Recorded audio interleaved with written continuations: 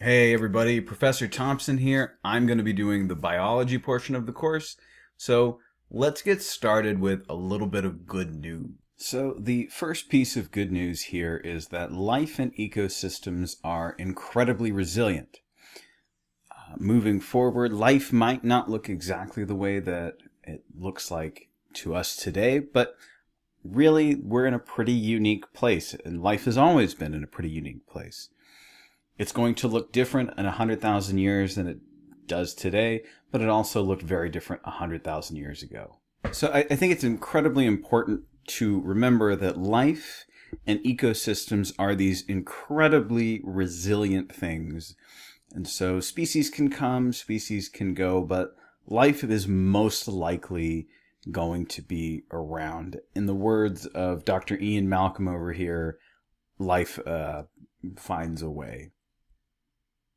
Sorry, that's an incredibly dated reference, but I like Jurassic Park. So, life and biodiversity may decline as it has many times throughout life's history, but some life will always still be here. It will be ready to evolve into the next thing. And we're going to talk a little bit about evolution and the resiliency of life as well. One story in particular that I found particularly interesting that I found today, and this is about otters helping to restore coastal ecosystems.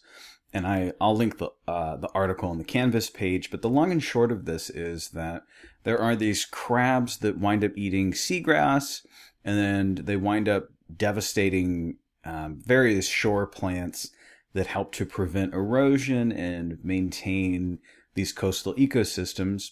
And because of policies put into place, the otters are returning into these places, and the otters eat the crabs, and so the crabs can no longer eat the plants, and that's helping to restabilize these places because the otters are keeping the crabs in check. I'll reference that, or I'll put that link down below. It's a really big deal because, again, it's human policies that have allowed otters to return to these ecosystems. And it really shows the resilience of these ecosystems, their ability to recover from disasters that might happen there. We also have this really cool story where they're creating these artificial nests. Let me fix that. Artificial nests for albatross. Albatross, this particular species, the shy albatross, lives in Tasmania.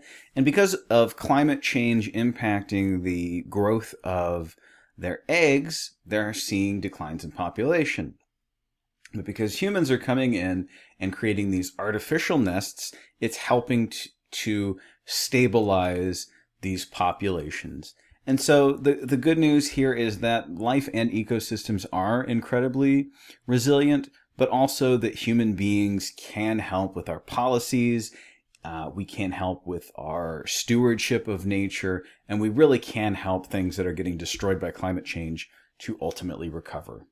So let's continue our conversation with biology and climate change in the news. There's a few older articles here, but there's this one from just a couple of months ago, which says Brazilian semi-arid biome could lose over 90% of mammal species in the next 35 years. And it says best case scenario, mathematical models suggest 87% of mammals will be lost and without habitat in this particular region. And, obviously that's not good. But what is positive about this is that we have the ability to change this through our policies. I don't think anything in 35 years is going to look the way that it does today. I'm thinking about the year that I was born and how different things were then. So we definitely have the possibility of making changes. Your generation has the possibility of making changes so that these things don't necessarily have to come to fruition. Heat and pollen and heat, a looming challenge for global agriculture. This is from 2022. And what this article is talking about is that when plants are producing pollen, basically it's so hot that enzymes, which are proteins, which we may talk about later, but these enzymes are getting denatured or basically becoming they're getting destroyed. And enzymes are something that is necessary for metabolism to take place. So, long story short, climate change is making it so that it is much harder to get things that we need that originate in seeds, which is a huge amount of food.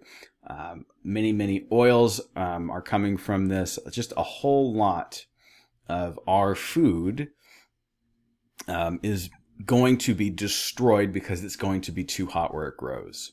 There's also issues from a few years ago. I think we've kind of solved this one, but there are issues with getting sriracha and the fact that climate change is making it so that this crop is much harder to grow, in addition to getting things like wine and corn and apples. And if we don't have corn, we're going to run into a lot of issues.